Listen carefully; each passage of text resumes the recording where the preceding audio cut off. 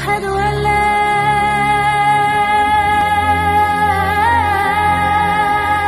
إله إلا الله. الحمدللہ رب العالمین والصلاة والسلام علی اشرف الانبیاء والمرسلین نبینا محمد وعلی آلہ وصحبہ اجمعین۔ ساری تعریفیں اللہ رب العالمین کے لیے ہیں جو تمام کائنات کا خالق اور مالک اور وحدہ لا شریک ہے، اور نبی کریم صلی اللہ علیہ وسلم پر درود و سلام نازل ہوں۔ جنت میں لے جانے والے اعمال کے سلسلے میں بہت سارے دروس ہم نے کیے ہیں، اور اس سلسلے میں سے آج 10واں درس ہے جو اس تعلق سے ہے کہ جو آدمی وضو کے بعد اللہ رب العالمین کا ذکر کرے گا، یعنی دعا پڑھے گا جو حدیث میں وارد ہے، تو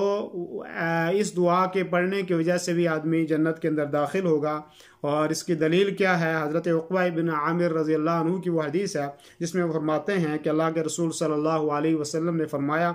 ما منکم من احد یتوضا، کہ کوئی بھی آدمی آپ میں سے جو وضو کرے،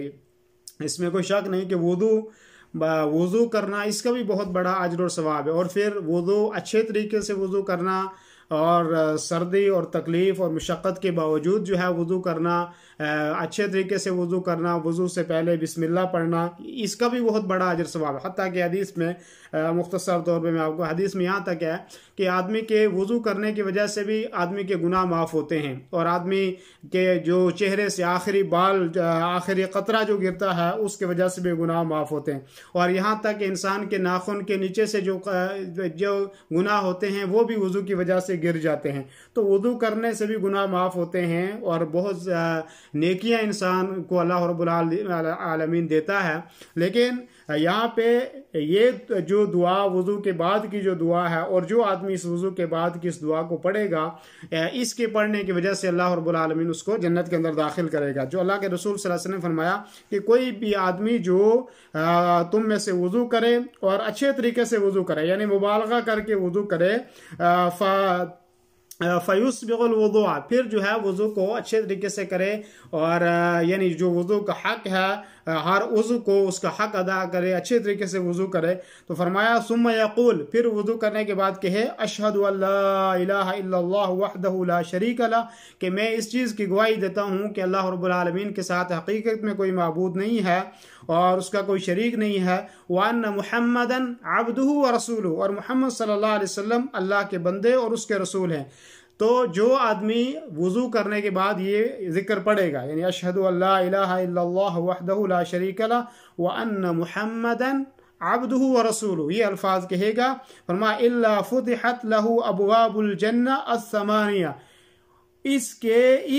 ان اذکار کے کرنے کی وجہ سے اس کے لیے جنت کے 8 دروازے کھول دیے جائیں گے۔ فرمایا یدخل من ایہا شاء، جس دروازے سے بھی وہ داخل ہونا چاہے وہ داخل ہو جائے گا۔ یعنی کتنی بڑی فضیلت ہے